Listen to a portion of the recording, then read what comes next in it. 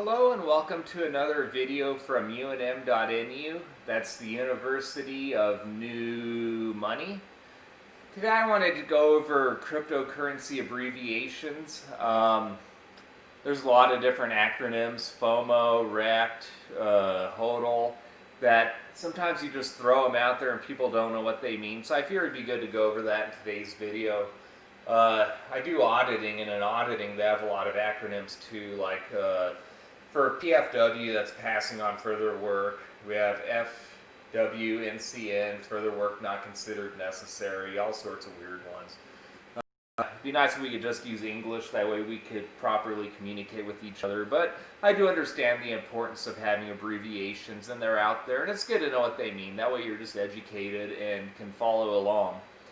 Especially since we're heading toward a bull market and FOMO, the fear of missing out, might be kicking in. So let's go ahead and get started. Going over the major cryptocurrency abbreviations. Start with BCC, BitConnect. If you were around at the beginning of 2018, you know what BitConnect was. Luckily, I never invested in it, but what a disaster, what a hoax that investment would have been. Bitcoin Cash, I have some. I'm not really proud to admit it, but whatever. Bitcoin, I've never used XBT, I always use BTC. Dash is a good one, Dogecoin, EOS.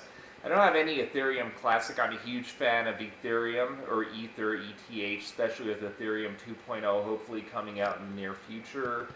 Litecoin, Neo, Potcoin, I actually don't have any Potcoin, but it's there. Monero, Stellar, all sorts of coins. Ripple, XRP, that's a coin I strongly believe in. I've made videos on.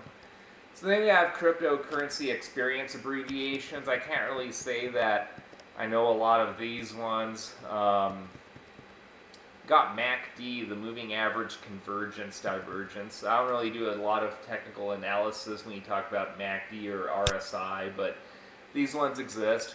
Good to know. Proof of stake, proof of work, that's big just when you're comparing Bitcoin and Ethereum, since Bitcoin will be proof of work and Ethereum 2.0 will move Ethereum or Ether to a proof of stake model. Technical analysis, TA is always good. Again, I highly recommend CryptoJeb. Enjoy his videos. Technical abbreviations, 2FA, two-factor authentication, that's what I use with Binance. It's an extra layer of security trying to get into that account. Decentralized apps. SHA-256, that's a nice one when you're talking about Bitcoin security. Financial abbreviations, all-time high. I'll be making a video on that later tonight. Altcoins, decentralized finance, fiat, which is government currency, initial coin offerings. So finally we get down here, and they consider these conversational cryptocurrency abbreviations, which these are the ones that you're going to be hearing a lot in terms of conversations, watching videos on YouTube. And so these are the ones I really wanted to go over tonight. So when you BIDL, that's a play on words on HODL, where that is misspelled. Presumably unintentionally, but it's grown to have a life of its own. So BIDL is one that I don't really use, I've heard of it, but FOMO is a good one, fear of missing out. HODL, hold on for dear life, which was a unintentional misspelling of hold, but it has now become a purposeful misspelling of hold. Do your own research. DYOR is a good one. FUD, fear, uncertainty, and doubt. There's surely enough of that out there if you read articles on the internet. Know your customers. When you sign up with Binance.us, they have to know who you are. You have to provide proof of residency, your bank account information, etc.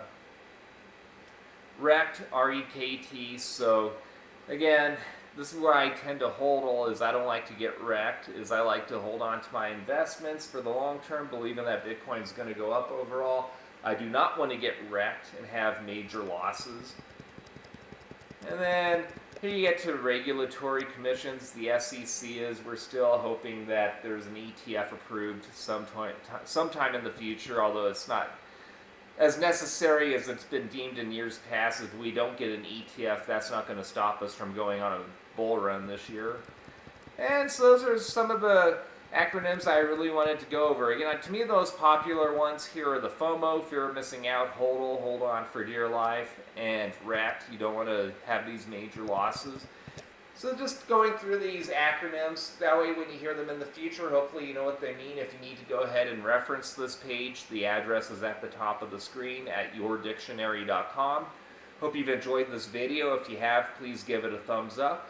And if you haven't subscribed to the channel, please hit the subscription button and hit the notification bell. That way you're notified of all videos which will be coming out in the future from this channel. Hope you enjoyed this video. Hope you learned a lot. And if you haven't, at least it's fun to go over these acronyms, and we'll be in touch.